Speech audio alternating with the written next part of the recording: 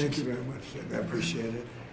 Maybe I'll go to you for a second. You can just cap out what he said about the military, how well we're doing, and how big it is, and how strong it is. Mr. President, you're exactly right. At the War Department, you don't get peace without strength. And our job is to be the strength part of the equation and deliver that when necessary, as you demonstrated with your order of Midnight Hammer, and the entire world saw. And I just want to echo what Marco said. It is a personal honor to be able to witness the way you lead and negotiate.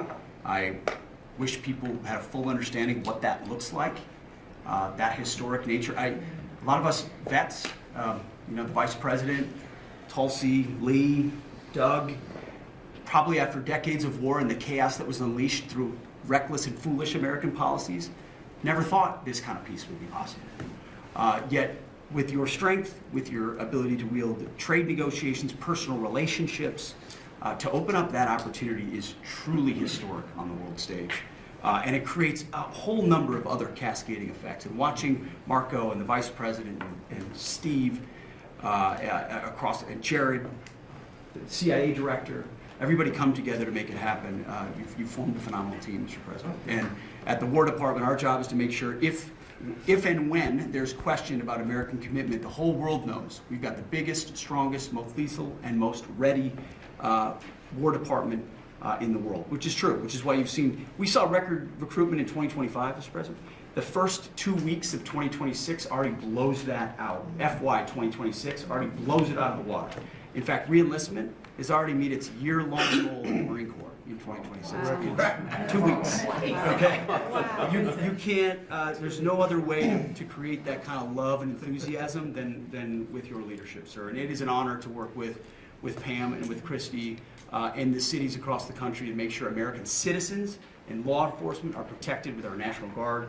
That's a core mission. And last thing, Mr. President, on the southwest border, the first group that rotated in to lock down that border to 0 crossings is now rotating out with a new border medal, the Southwest Border Medal, or it's actually called the Mexican Border Medal, revived from 1918, that will be pinning on their chest. So thank you for renaming the department, and we're trying to live up to it every day. Thank you, sir. I mean, think of this.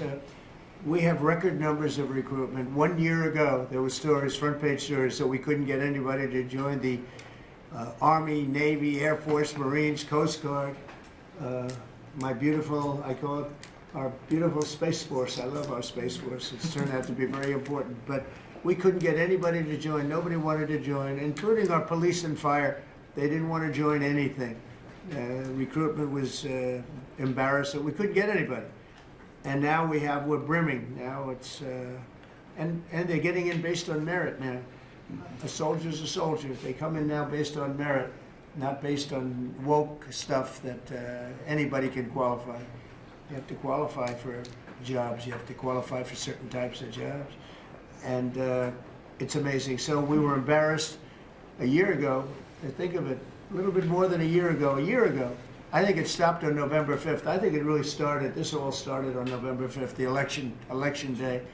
But now everybody wants to be in. We have an overabundance, and maybe we should raise it a little bit. I don't know. I like that idea, sir. But we could raise it. But we have so many people want to join, and they're proud of our country.